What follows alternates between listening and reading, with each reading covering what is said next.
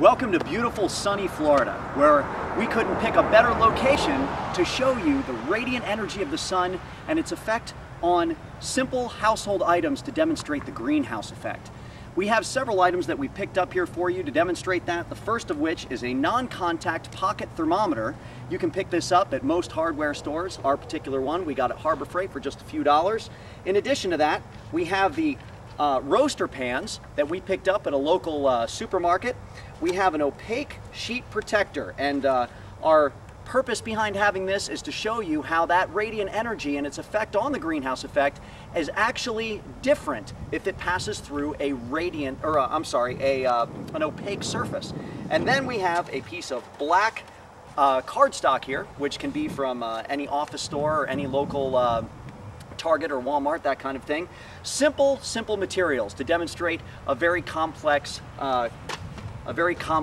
concept, and we're going to bring you right in and show you how this is done.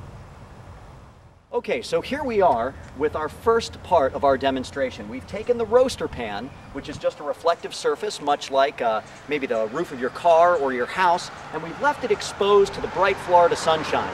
And what you'll notice here is without the greenhouse effect, the temperature will actually be lower. Let's take the temperature the first time here. The radiant energy of the sun has managed to generate a 78-degree temperature on this particular pan. So Alan is going to document that here on our sheet, 78 degrees Fahrenheit. There we go. Now we will show you what the greenhouse effect can do to this particular pan.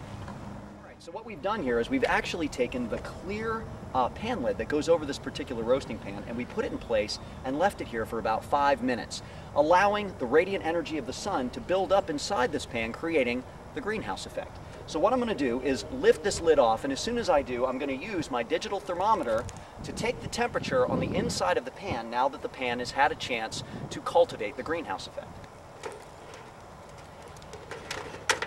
Removing the lid, taking the temperature on the pan, and you can see now we actually have a reading of 91 degrees.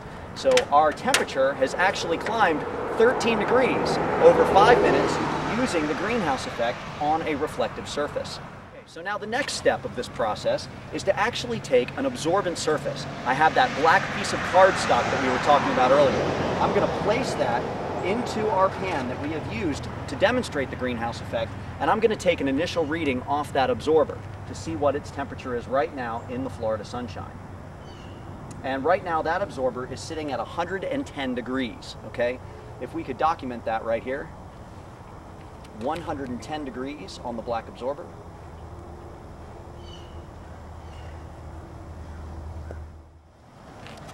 Okay, so now what we've done is actually taken the roasting pan cover and taped to the inside of it that opaque sleeve that we showed you earlier that we had bought, the actual paper sleeve with that opaque surface.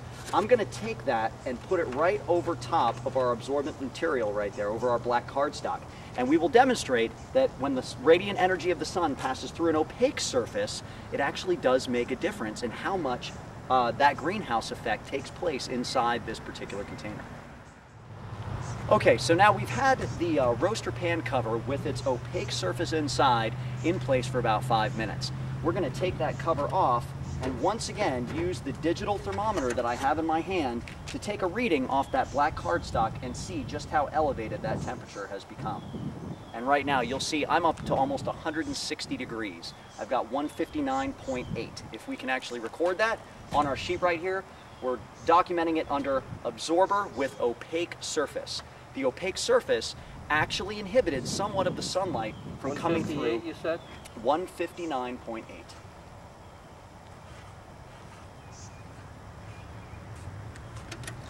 Thank you, Alan. And now we're actually going to use a clear pan cover.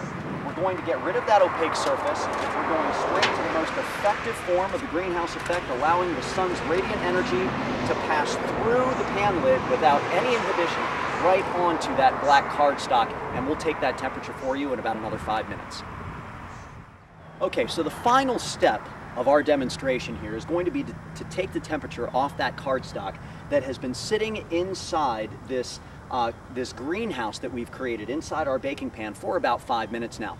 By the way, just an additional note, if you happen to live up north, if it's wintertime, if it's overcast, if you don't have access to beautiful Florida sunshine like we do here today, you can always use a heat lamp for exactly the same demonstration.